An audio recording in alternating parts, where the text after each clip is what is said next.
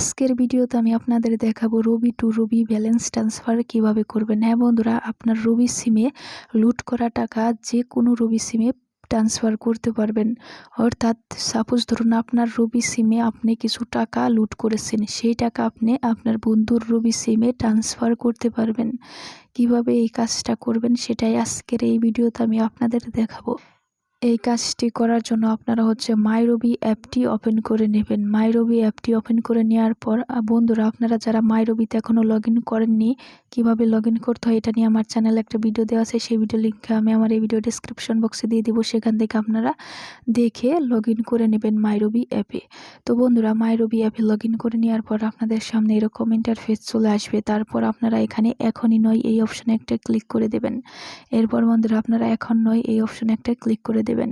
তারপর আপনাদের সামনে এরকম ইন্টারফেস চলে আসবে। উপরের দিকে দেখবেন 3 লাইন, এই 3 লাইনে একটা ক্লিক করে দেবেন। এরপর আপনারা এখানে দেখতে পাবেন নিচের দিকে ব্যালেন্স ট্রান্সফার নামে একটা অপশন আছে, এখানে একটা ক্লিক করে দেবেন। এখানে ক্লিক করে দেওয়ার পর এখানে দেখুন বন্ধুরা কি লেখা আছে, একটি বৈধ রবি নম্বর লিখুন। এখানে আপনার একটি রবি নম্বর লিখতে হবে এবং নিচে টাকার পরিমাণটা লিখতে হবে। এখানে এই উপরে একটি বৈধ রবি নম্বর লিখুন। এখানে আপনি যাকে বা যে নাম্বারে টাকাটা ট্রান্সফার করবেন সেই নাম্বারটা এখানে লিখে দিবেন এবং ট্রান্সফারের পরিমাণ লিখুন। এখানে আপনি কত টাকা পাঠাতে চাচ্ছেন এই রবি সিমে সেই টাকাটা এখানে লিখে দিবেন, ঠিক আছে। তো বন্ধুরা, এখানে আমি একটি বৈধ রবি নাম্বার এটা লিখে দিচ্ছি।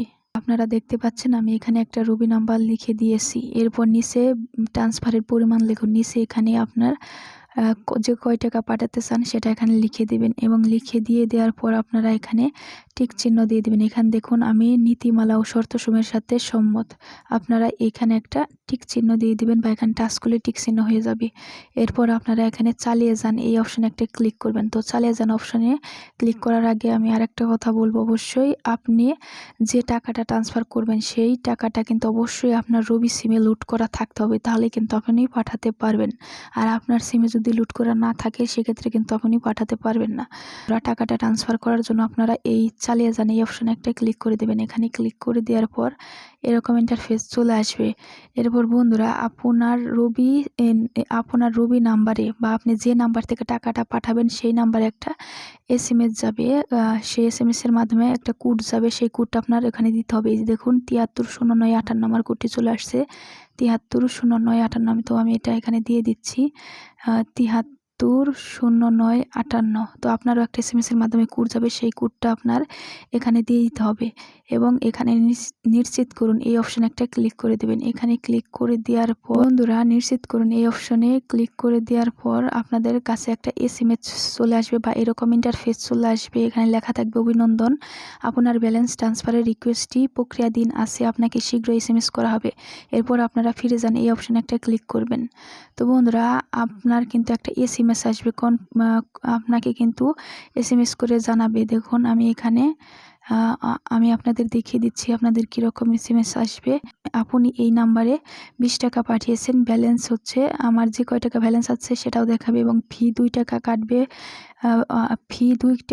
ভ্যাট এবং SD হিসেবে ফি 2 টাকা কাটবে এবং আপনি যে কয় টাকায় পাঠান না কেন সেখান থেকে আপনার ফি 2 টাকা কাটবে। তো আপনার যদি ব্যালেন্সটা যেয়ে থাকে তাহলে এখানে SMS এর মাধ্যমে আপনাকে জানিয়ে দিবে। তো এভাবেই আপনারা খুব সহজেই রবি সিম থেকে রবি সিমে ব্যালেন্স ট্রান্সফার করতে পারবেন। তো আজকের ভিডিওটা এই পর্যন্তই, দেখা হবে নতুন কোনো ভিডিওতে। Thanks for watching.